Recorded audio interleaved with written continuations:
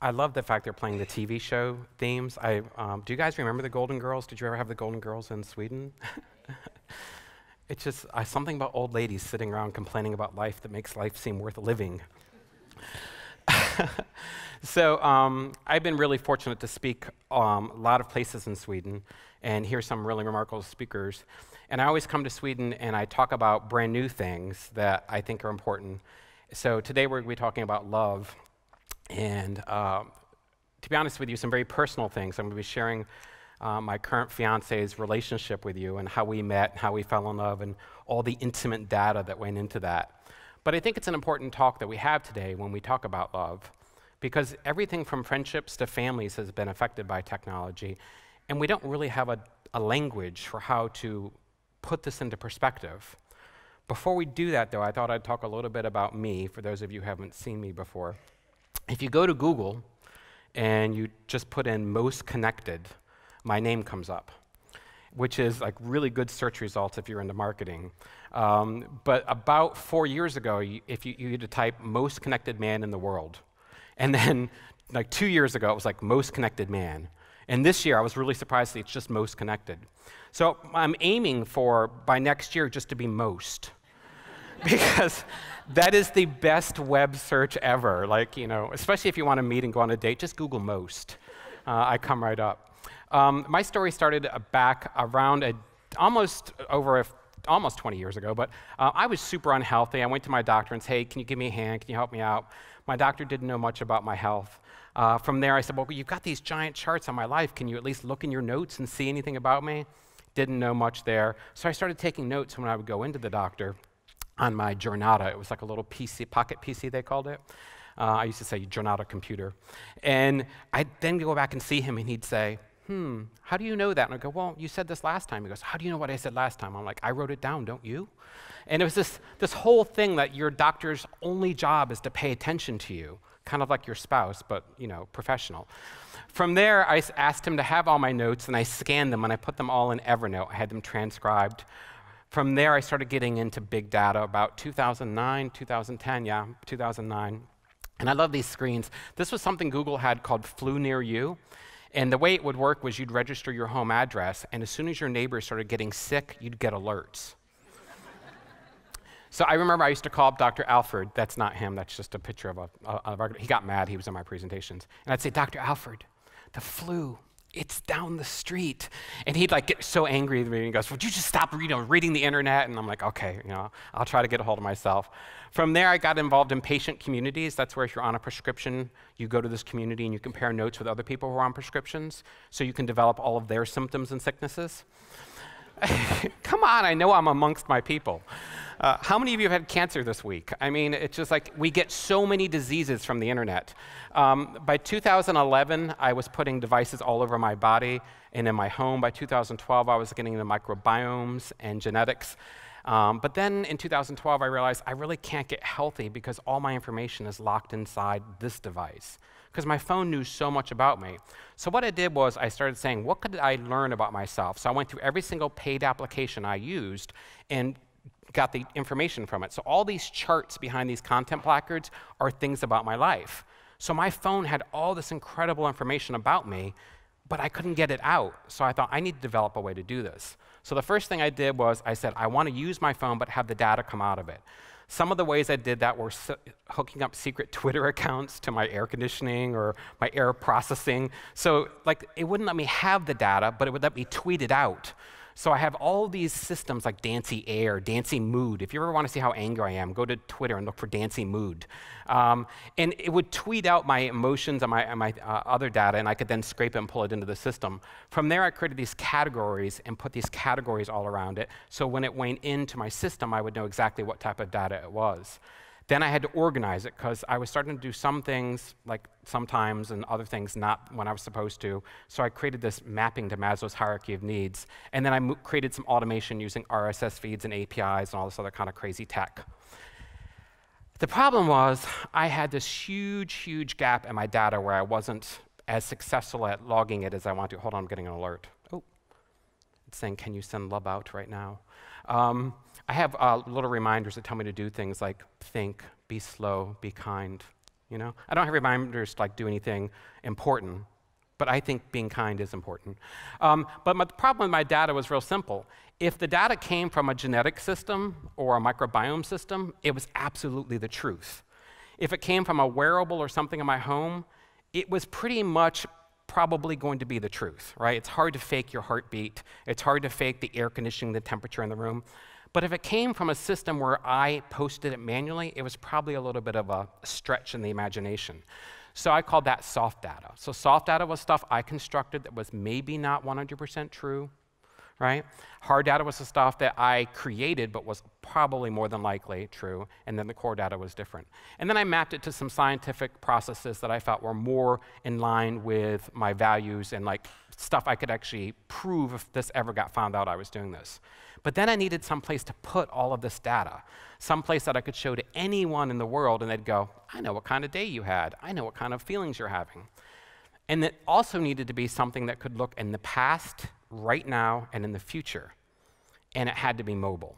So I thought, is there anything that I can create or use? And then it dawned on me. The one thing everyone has access to, that everyone in the world really understands, is a calendar. So I moved all of my data into my Google Calendar. So you'll see in Google Calendar in 2009, those greens are me posting to Facebook, right? And the blues were meetings, I think. And what it allowed me to do was I could turn different calendars on and off. So if I had my whole life turned on, you'd see millions of colors. By 2011, all these data points were going into my calendar, were getting much more robust. The thing about calendar is it will only display in 15-minute increments. But if you get to 2013, you'll see that it was huge. And the thing that I really enjoyed about it was the color coding allowed me to quickly look at my day and tell a good day from a bad day. So days with lots of blue, I know I have a laser, but I like being close to the edge. This is a talk about sex. Days with lots of blue, super good. Days with lots of red, not so good. So instantly, myself and anyone who wanted to see it would be able to tell what type of life I was having. From there, I went ahead and started saying, well, what are these wearables actually doing for me? So the types of things I was wearing back in 2013 were like haptic belts. They're very heavy, very intrusive. Where I stored the data was pretty accessible, but it wasn't very friendly. While it was easy to understand my day and I could read it and understand 100% because I turned myself into Wikipedia, actually having it make sense to other people outside of me was really what I needed to do.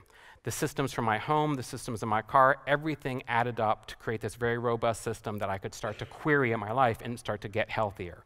One of the first things I could do was just look up, what are my happy days like? What are my sad days like? I took the systems then and said, if I start to get angry, can I do something to calm down? So what I created was, one of the first routines I created was if my voice went above 71 decibels on a conference call, the lights turned off.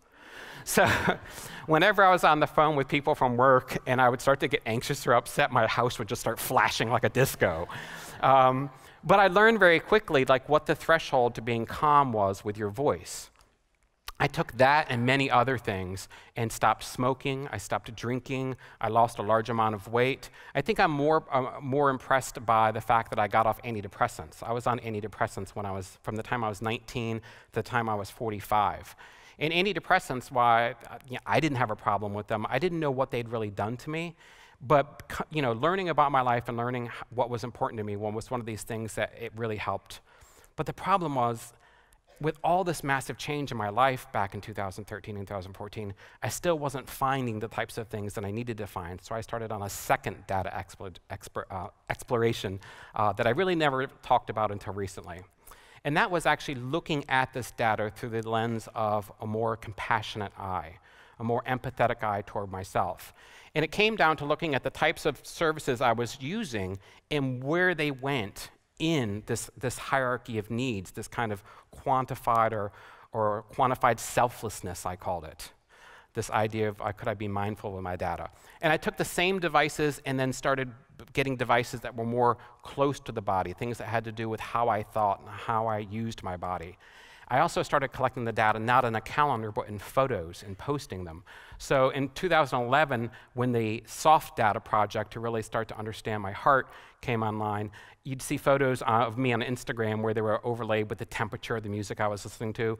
But by 2012, they were getting much more interesting and robust. The idea was I wanted to capture what made a moment special and actually start to learn about what I valued. All the way out to 2014 when I started doing outrageous things like recording everything while I moved along with my biometrics. By 2015, I was getting into recording my meditation. So as I was meditating, I would start to learn how to calm down by listening to feedback loops. And also in 2016, I separated online from offline behavior. So I could start to tell very easily. And as you can tell, my data is much cleaner and easier to understand nowadays than it used to be. But something profound happened in 2016. I went on a date. And this date, if you watch the Showtime special that they did about me, was, it was hard. I'd never really been close to someone and been honest about technology and my need to be a number. And I found out very quickly that people don't like people who act like a number, right? And I started saying when I was in talks, I'd say, you don't get better by counting steps, you get better by taking them. And it was one of these profound shifts in my thinking when it comes to measurement around, well, what is really important to me and how do I start to articulate that? So I wanted to have this talk today about love and technology because I think it's one of these things that for so many people, it's not something we really talk about openly. And I think if we look to the media for guidance, we won't find it, right? And I thought to myself, well, do the movies talk about love and technology in a way that makes sense? So I did some research, and I went back to the 90s. I'm almost 50. I look pretty damn good, don't I? Sorry. I love holding up, and Botox doesn't hurt. I'm not ashamed of my Botox. I started at 35. I mean, if you can Vogue, you have to do Botox. Ask Madonna, she knows. But if you go back to the 90s, you've got Mail and Hackers, right? So you've got Mail with this great love story about two people. They meet online. They don't know who each other are. They kind of create these fake personas, but they end up getting to know each other. Hackers, another great 90s tech movie. This young guy hacks into a computer, falls in love with a girl. It's all like perfect. But if we get into the 2000s, you get movies like Avatar. This guy falls in love with a woman on another planet that he can only touch if he's inside a computer. I mean, that's not a very good love and technology thing. It kind of makes love at a hand's reach. And then Catfish. You fall in love with someone who's completely lying about who they are, right? So somehow in 10 years, our whole idea of love and technology changes. And then by the time we get to the 2010s, this guy falls in love with a hearing aid, right, and her, and Ex Machina, he falls in love with her and she ends up killing everyone, right? So how we deal with love and technology, I think, is becoming very, very scary very quickly, and it's time we have the father cyborg, children cyborg talk that I've been wanting to have with Sweden for some time. You can laugh at that because you guys deserve it. So one of my friends named Amber Case did a talk in 2010 called We Are All Cyborgs Now. And in there, she talked about how cell phones in the late 2000s were turning everybody into cyborgs. And I think all you have to do is walk around the conference or walk around the street and know that we are now completely a different species. There's nothing to be ashamed of. We should have had these talks a long time ago. But how we became cyborgs and how we're being trained as cyborgs, we do need to talk about. If we go back to Cybernetic Emotions version 1.0, early 2014, we were only really given two emotions. You liked things or you loved them. You had no other emotional options as a cyborg, right? That was it. If we move up to 2015, you'll see when you posted stuff, you were given a series of emotions to have when you expressed your cybernetic emotions, but when you wanted to respond, it was a much shorter list. Have you ever noticed that? You're allowed to have a lot of emotions outward, but if it's one-on-one or in a public post, you only get 5, right? 5. You can have 5 emotions, and that is it. And I think it's really interesting if you look at when this happened in 2015 to now, most of the people you know actually only ended up having 5. It's like the list has become the people, and the people have become the list. I used to know people who were between love and angry, and now you get one or the other. You don't get a president like Donald Trump without limiting emotions, right? Donald Trump is basically, an emotionless mess, right? And he changes from day to day. And then after 2015, we got 2016, where we all had our emotions all at once, right? So what I did was I created this chart, and I wanted us to think about business data versus personal data, maximum amount of information sharing versus minimum amount of information sharing, public versus intimate, temporary versus permanent, and start to think about your life through the lens of data as a way that you express emotions and feelings, because that's what it is. I mean, you guys are in marketing, you know that we measure these things very seriously. But as non-marketers, as people who are learning to re-express yourself, I think it's important we start to zoom in on this. So where we're going to start with this is friendship, because I have had trouble in my life with friends. One of my dearest friends named Daniel's in the front row right now, and he'll tell you, I mean, I was unfriending and blocking people before it was cool. You know what I'm talking about, right? I was stalking before we had words for it. It's just that to me, when you can surveil someone, it's much easier to be their friend, right? Because you know, okay, don't get near him. I'm going to go with one of my friends.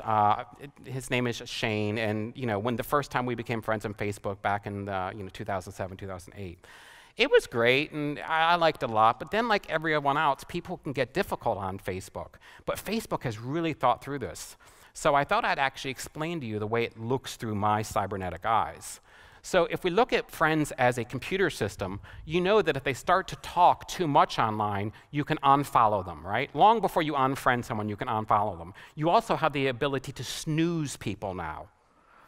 Can you imagine what this is going to do to meetings in the future? Like, why can't I snooze you? I'm so tired of listening to you talk, right? Because you have these hyper cyborg emotions, right? And you just can't use them in the real world. And then if someone gets to be too chatty, again, you just unfollow them. You just don't want to deal with that. Or how about they get too much? It's finally too much. They're talking too much about politics or their new boyfriend or new girlfriend. You just say you unfriend them. But you make sure you unfriend all of their friends beforehand so they can't figure it out, right? Or you move them into the acquaintance list, which means they're not really friends, but they only get your public posts. How many of you know that? Yeah, I know you freaks are out there. You've learned all the Facebook tricks to do this. And then now, if you unfriend someone on Facebook, you get this warning. Have you seen this? You get a warning saying, here's what happens when you unfriend someone. You better know the serious nature of this.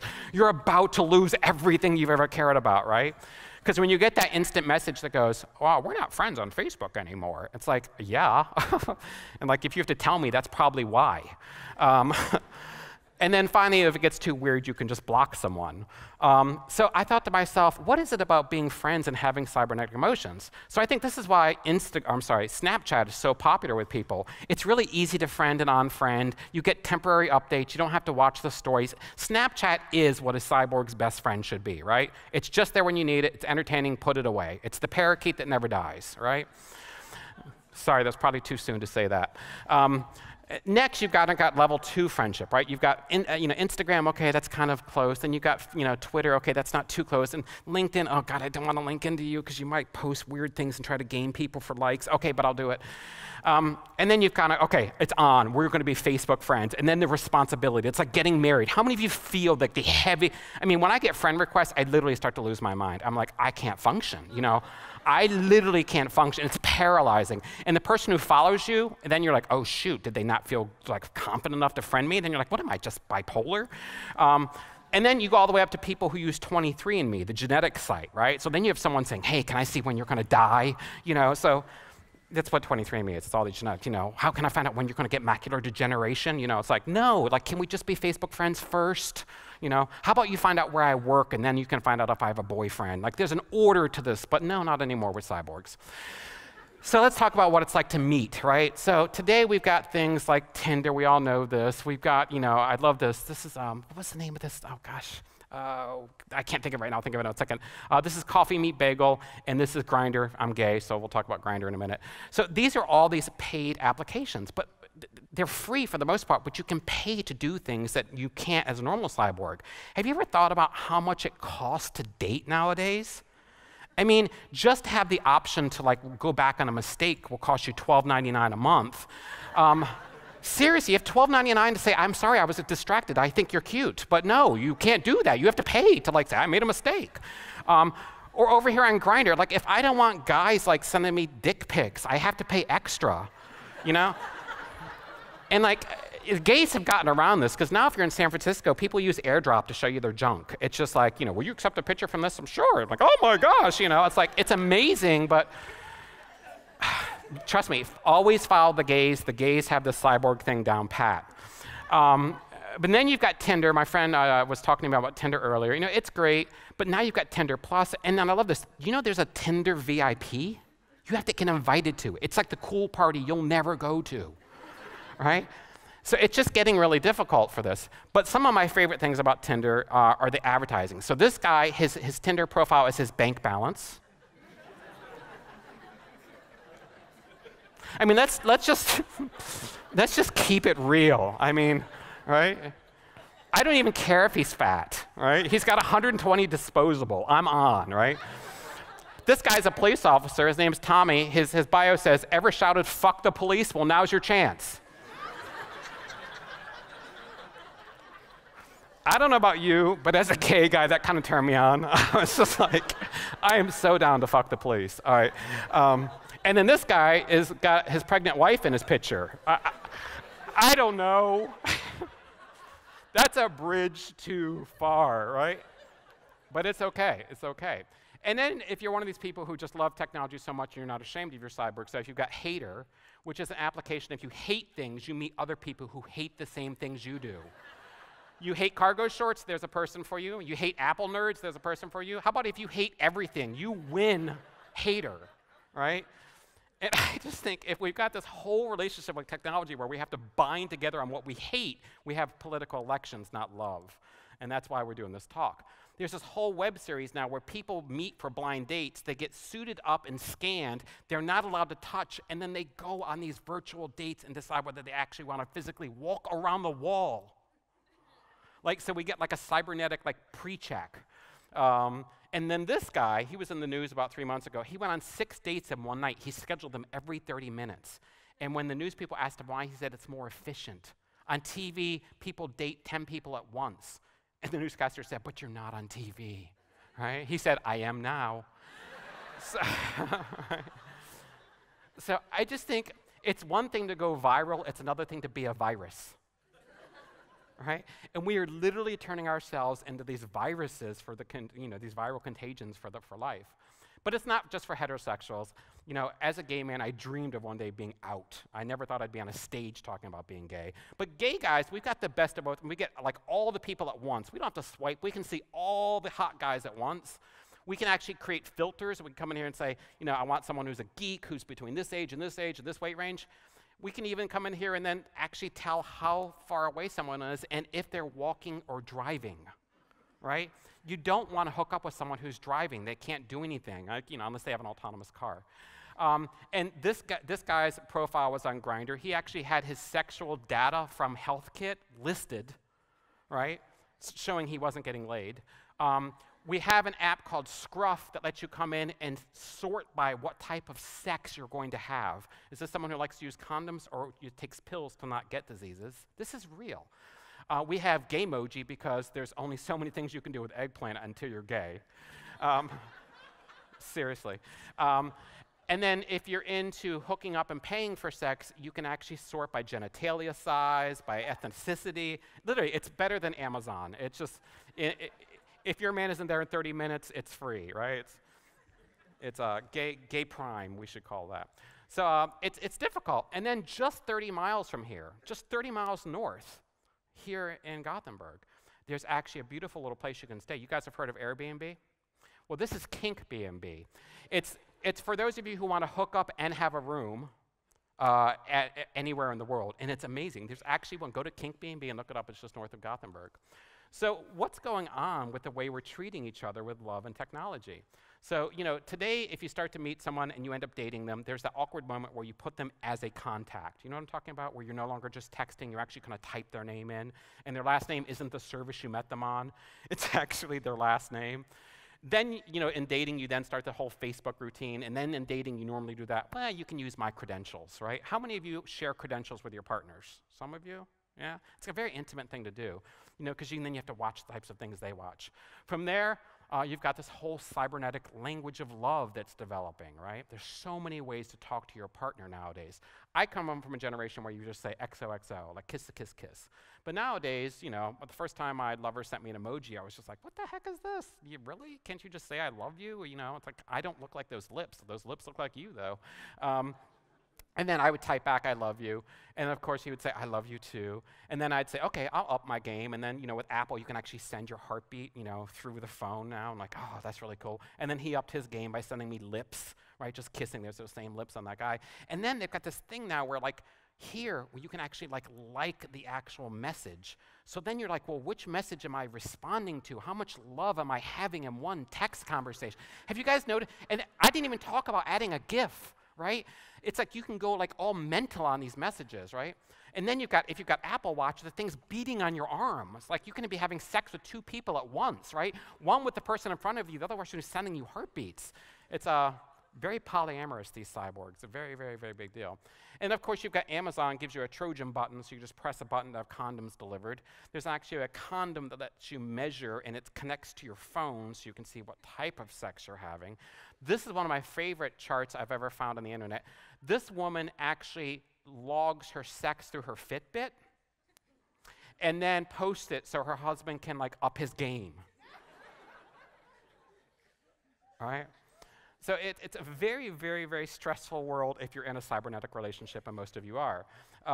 Finally, we've got this whole tension that happens in relationships. We all know what it's like when it's too much and you've got to back away a bit. You've got this whole changing your relationship status and all your friends come unglued, right? But now when you change your relationship status, Facebook actually has tools to help you break up. So now it just says, hey, do you want to take a break? Would you like to just see less of Taylor? It's like you don't even have to break up in the real world. You can actually just break up through Facebook, and it actually limits the posts. Did you know this? Facebook has a whole tool for this now. And then you can actually say, well, I just want to see less of my boyfriend or girlfriend in Facebook. So it's kind of like a cybernetic breakup. I think it's so profound that we do this. And then I'm sure some of you have seen on Spotify and Apple Music, the minute you break up with someone, all the playlists that get offered to you basically show that you're, sad, right? I had a fight with Fernando once, and I got this kiss and say goodbye playlist because they can look at my text. I mean, you don't need to look at my text, but it was kind of like, okay, that's kind of cool. Okay, I'll kiss and say goodbye. That's cool. And then, of course, you've got these people who break up with you via text message. Hey, I want us to be like Selena and Justin. Babe, they broke up. Okay, fine. How about Seal and Heidi? Oh, they split up too. Jesus. Okay, fine. Brittany and Justin, they split up like 10 years ago. Obviously, you're not catching on, right? So you don't ever want to date people who break up with you. And then you don't ever want to be friends with people like this. I just ended a 5-year relationship. Are you okay? It wasn't my relationship. So I mean, there's so many ways that this whole relationship and love thing. Pornhub has this great new service where if you buy certain connected devices, they sync to the pornography. I don't know how, but this is a whole other level of wearable. And then the most popular brothel now in Amsterdam is this one that has robot sex. I just don't know. You think charging your phone is a worry? I mean, wait till you have to charge everything. So I thought I'd end today by talking about a couple love stories. The first one is Matthew and Sarah. So Matthew and Sarah were this couple that I met recently. They reached out to me and said, hey, we've read about you. We're coming to Nashville to get married. We'd like to stay with you. And I said, sure, come on. So they came and stayed with me. First thing I did was, let me see your phones, because I love doing iPhone palmistry, where I look at a stranger's phone and tell them all about their lives. But this is Matthew and Sarah in real life. They actually met on Ingress. Does anybody play Ingress? It's a geocaching game, a few of you. And they met at the portal key called Cupid Span, and they both were, really kind of struggling, and they wanted a relationship. It was really a beautiful story. And I just was so amazed that they met on Ingress this way. They then announced their relationship and their marriage. They announced their relationship on Facebook. They announced their marriage on something called the Knot. Do you guys use the Knot in Sweden? I hadn't heard of it because marriage is something new for us. They had their gift registry. It is something new for the gays. We didn't have that for a long time. They had their wedding registry on Amazon. But then I thought it was so profound when they came to stay with me because they introduced their, basically how this all worked to me. So they did their wedding vows collaboratively in a Google document. From there, they stayed with me at my house in Brentwood. That's my house. That's my front door right there. You won't see me coming out. It's a still picture. That's my basement that they took their wedding photos in. And then they streamed their whole wedding via YouTube. I just was so blown away by this. I thought, that is so amazing that they've got this completely different relationship than the ones I'd been describing to you earlier. Then it got me thinking, not all relationships are really, really crazy with technology. So I thought about my own and what it was like for me to go on that date in 2015 and then have it on television. And then, is it possible I will ever meet someone I could fall in love with? Someone who would love me for the technology, love me without the technology, even love me in the technology. So that's when I thought I'd tell you a little bit about my story. So this is the story of Chris and Fernando. And that's me and my partner, and that's our cell phone lock screens, and that's us in New York City. But June 30th, I was laying at home, and like any good gay, I had a Grindr filter. I was looking for 3 different types of men, geeks, guy next door, and jocks. Jocks are always good for one-night stands. I was looking for an age range of 28 to 43, height range of 5'11" and above. I didn't care about his weight. I have 2 body types, so I think it was thin or muscly probably. 4 different ethnicities I like to give everyone a chance. And then looking for the guy had to be single, want a relationship, or I can't remember what the other one was. But I wanted to know one who was just looking for a hookup. From there, I met somebody who actually my filter went off, and I was like, oh, there's someone, who is it? Because there's no one ever in Nashville like this, right? I was like, oh, who it could be? And I started talking to this guy, and it turned out he was a school teacher. And we probably spent like the first 3 or 4 hours just talking constantly online. I thought this is so amazing. So he sent me a song on Spotify, and I started saving the song. It was Ariana Grande. And then I started saving all the songs he sent me, but we wouldn't meet. Just for a couple days, we were just texting back and forth. And then finally, my Apple Music Algorithmic playlist started telling me, you're probably in love. And I thought, this is so crazy. It's like everything I think is happening, but now it's happening to me. I'm falling in algorithmic love. So from there, from July 1st through 3rd, we just kept staying in touch. But we couldn't meet. He couldn't get up to see me. He was visiting from out of state. It just wasn't going to happen the way I wanted it to. But then I thought, I can do this. So July 3rd came, and I thought to myself, screw it. I have a feeling I know where he is, because he told me he's visiting friends in Lewistown. I'm going to get in my car. I'm going to drive about 41 miles, do 7 hard brakes, all these sudden accelerations, and I'm going to text message him through my car interface the whole time and record it. He doesn't know anything about me, and I'm going to be really romantic with all this data.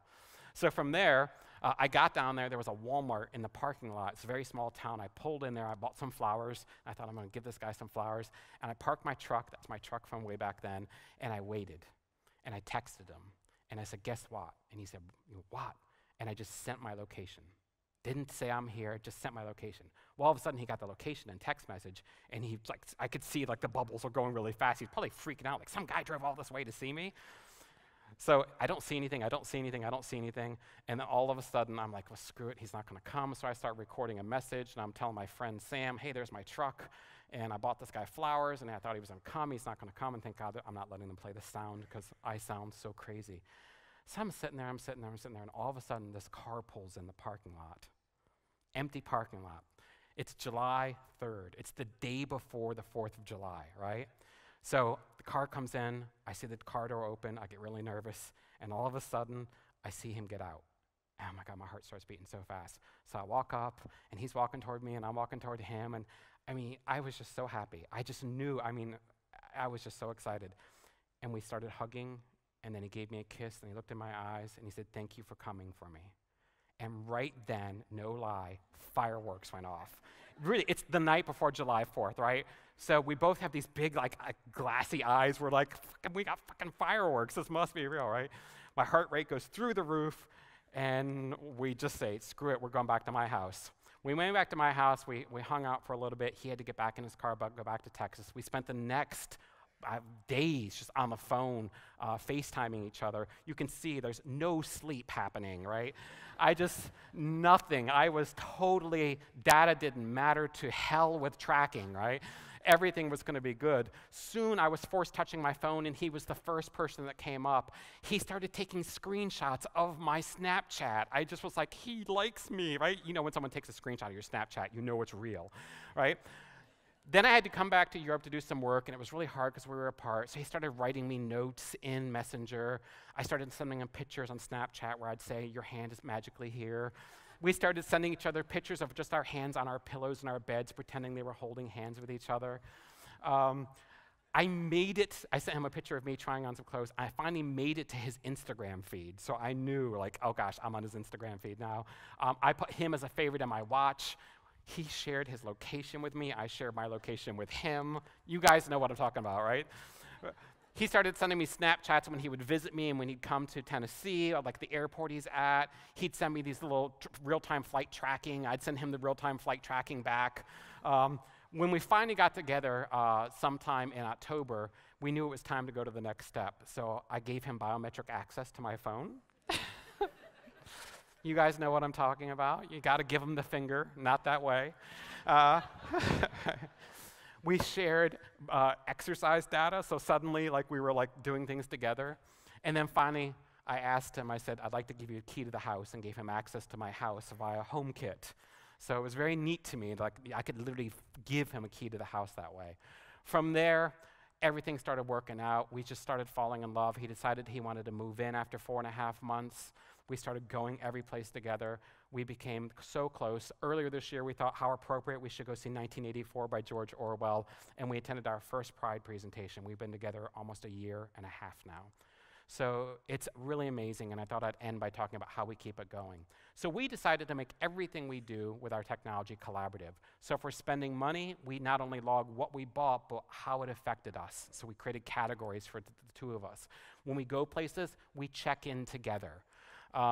When we create playlists, we listen to the other person's playlist. We never listen to our own. We use an app called Jacked. It actually lets you take pictures and send them to the future. So I send him Jack messages that don't open up on his phone until weeks from now. So every day he gets a new message from the past in the future that I'm telling him something. It's beautiful. We use Shazam every time we're out to grab all the music that we hear. We then create playlists of our dinners and our vacations together, and we marry those playlists to lighting in our house to recreate memories. If we're working together, we both have stuff to do. He's a school teacher. We actually switch phones, so he answers my email, I answer his. He answers my text messages. So that way we're not looking at our phones, we're looking at each other's phones, and we're forced to talk to each other to get the answers. Don't be giving me this, I can't be in love with someone who's addicted to their phone. You don't know how to talk about it. We bought a pair of earpods. We can't use them unless we both have one, right? They won't work unless two are in, so we both have to share it that way. In our cars, we actually use each other's settings for our phones. We actually leased a Tesla last year. So the Tesla actually allows us to kiss because the car does autonomous driving. So whenever we put the car in autonomous driving, we have to kiss each other. So we have all these ways that we're using the technology to really kind of expand ourselves. And finally, my absolute favorite is, you guys know live photo, right? So Fernando started saying to me a couple months ago, how come you don't respond to my live photos? I'm like, I don't know, they're just live photos. You're just doing silly stuff. He goes, no, there's secrets in them. And I said, really? So I went back and I started opening all his live photos. And sure enough, if I were to let the live photo play, he gives me a little kiss in every single live photo. No matter what it is, there's always a kiss embedded at the very end in the live photos. So I had all these treasure troves of stuff. So my time is out. I'm just here to tell you that it's high time we stop making technology something evil. You are connected to a network of people who are full of love and looking for new ways to express it. And there's no shame in using your phone to love anyone, including yourself. Thank you so much.